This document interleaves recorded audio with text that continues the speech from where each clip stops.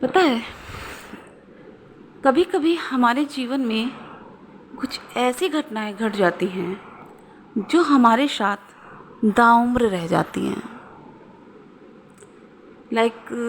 हम लोग उस चीज़ को भुला ही नहीं पाते हैं। ऐसा लगता है कि हमने बहुत सारी गलतियां की हैं। हमें अपनी उन गलतियों से कुछ ना कुछ सीखना चाहिए। आपको पता है, आज भी ऐसे बहुत सारे लोग हैं जो दूसरों के लिए बहुत कुछ करते हैं। उनमें से एक मेरे पति भी हैं। मैं अक्सर इस बात पे नाराज़ हो जाया करती थी कि वो किसी को भी देखते हैं उसकी मदद करने के लिए चले जाते हैं, किसी गरीब को देखते हैं तो जो उनसे हो सकता है वो मदद करते हैं। इस बात को लेके मैं कभी कभी बहुत इरिटेट हो जाया करती थी और मैं उनसे कहने लगती थी कि आप सबकी कुछ ना कुछ हेल्प करते रहते हैं। अरे ठीक है, जो बहुत ज़्यादा जिसको ज़रूरत है उसको तो ठीक है, लेकिन सबकी हेल्प करना। लेकिन एक ऐसी घटना मेरे साथ हुई जिसने मेरी सोच को ही बदल दिया। ये कब की बात है? ये उस समय की बात है जब मैं एक प्राइवेट स्कूल में पढ़ाती थी और मैं दूसरी बार माँ बनने वाली थी। तो अक्सर ही मेरे पति मुझे, जब भी उन्हें छुट्टी मिलती, लेने पहुंच जाते थे। और उस दिन भी ऐसा ही हुआ कि वो मुझे स्कूल लेने पहुंच गए। और जब हम वापस में आ रहे थे तो उस समय एक जूस की दुकान दिखी और मेरे पति ने वहाँ पे जूस पीने के लिए रोका। मैंने मना भी किया कि जूस नहीं पीना मुझको, लेकिन वो माने नहीं, तो मुझे जूस पीना पड़ा। अचानक मैं जूस पी ही रही थी कि मेरे बगल में एक रिक्शे वाला आकर खड़ा हो जाता है। और जब मैं इसको पलट कर देखती हूँ तो क्या देखती हूँ कि वो सांवले रंग का और कमर झुकी हुई, बड़ी बड़ी दाढ़ी और लगभग उम्र रही होगी वही कोई 65-70 के बीच में। और उसने मुझसे बड़ी धीमी आवाज़ में कहा, बहन जी, आपको कहाँ जाना है? क्या मैं आपको छोड़ दूँ? तो मैंने साफ मना कर दिया कि नहीं, मेरे पति मेरे साथ में हैं और मुझे नहीं जाना है। लेकिन वो अपना रिक्शा लिए बगल में खड़ा रहा काफ़ी देर तक। वो सोचता रहा कि शायद हो सकता है चले। और उसका रिक्शा, जो पहले के ज़माने में रिक्शे चलते थे 3 पहिया वाले, ऊपर कुछ रहता नहीं है, वो वाला रिक्शा लिए हुए था। मैंने जूस पिया। वो उसको खड़ा देखकर मेरे पति ने उसको अपने पास बुलाया और बातचीत करने लगे। मैं थोड़ी दूर खड़ी हुई थी तो मुझे उतने सुनाई नहीं दे रहा था कि वो क्या बात कर रहे हैं। तो मैंने सोचा ठीक है, बात कर रहे होंगे कुछ। तो 5 मिनट लगभग बात की होगी कि वो रिक्शा वाला वापस अपना रिक्शे में बैठकर जाने लगा। तो मैंने ये देखा कि वो रिक्शा वाला बहुत तेज़ तेज़ रो रहा है, मतलब उसके आंसू निकल रहे हैं। ये देख के मुझे बहुत गुस्सा आई कि ऐसे तो मेरे पति सबकी हेल्प करते रहते हैं, लेकिन उसको ऐसा क्या कह दिया कि वो रोते हुए चला गया। और मैं इस सोच में डूबी रही। घर आई। घर पे भी ज़्यादा बातचीत नहीं की मैंने और चाय बनाई। चाय बना के दोनों लोग चाय पीने लगे। तो जब मैं गुस्सा होती तो मैं ज़्यादा बोलती नहीं हूँ घर पे, जानते हैं। तो मेरे हस्बैंड समझ गए कि ये किसी बात से गुस्सा है। लगभग वो समझ चुके थे कि ये इस बात पे नाराज़ है। फिर भी वो मुझसे बार बार पूछे कि क्या हुआ क्या हुआ।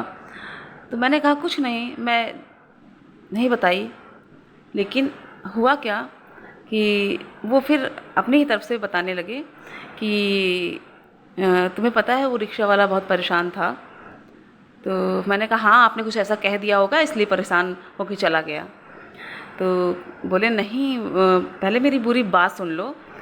तो बता रहा था वो कि भैया, जो मैं रिक्शा चलाता हूँ तो लोग मेरे रिक्शे में नहीं बैठते हैं क्योंकि आजकल ऑटो चल गए हैं तो लोग सोचते हैं मैं ऑटो से जल्दी पहुंच जाएंगे हम, और धूप से भी बच जाएंगे।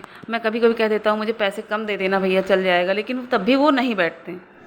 तो घर पे मैं अपने बच्चों को सही से खाना नहीं दे पाता हूँ। जब कमा नहीं पाता तो ना स्कूल की फ़ीस जमा कर पाता हूँ, ना कपड़े दे पाता हूँ। तो कल भैया मेरे बच्चों की फ़ीस देने जमा करने की स्कूल में आखिरी तारीख है, और अगर मैंने फ़ीस जमा नहीं की तो क्या होगा कि उसका नाम काट दिया जाएगा। मैं यही सोच सोच परेशान हो रहा हूँ कि मैं घर कैसे जाऊँ और बच्चों का सामना कैसे करूँ, उनसे क्या कहूँगा। तो अब मेरे पति ने थोड़ा बहुत उससे और भी पूछा कि कहीं ऐसा तो नहीं झूठ बोल रहा हो। तो जब उन्हें पता चला कि वह सच्चा है, तो जो भी मुझे लग रहा है 3 बच्चे थे, जो भी उनसे हो सका उन्होंने स्कूल की फ़ीस दी और समझाया कि तुम ऐसा काम करो जिससे तुम्हें कुछ पैसा मिले, जिससे तुम अपने घर पे सभी ज़रूरतों को पूरी कर सको, बच्चों को ध्यान दे सको, क्योंकि कोई हमेशा तो मदद नहीं करेगा। इससे बेटर है तुम कहीं मजदूरी कर लो या कुछ और काम कर लो। तो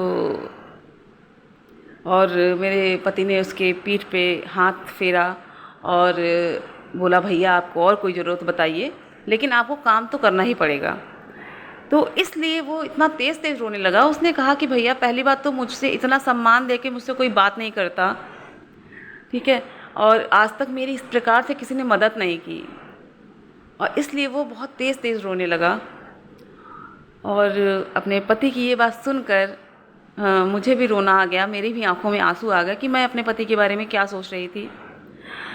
और फिर मैंने ये भी कहा कि तुम किसकी किसकी मदद करोगे, इस दुनिया में तो बहुत सारे लोग हैं जिन्हें कुछ ना कुछ ज़रूरत है, और हम भी इतना तो नहीं है कि हम सबकी मदद कर सकें।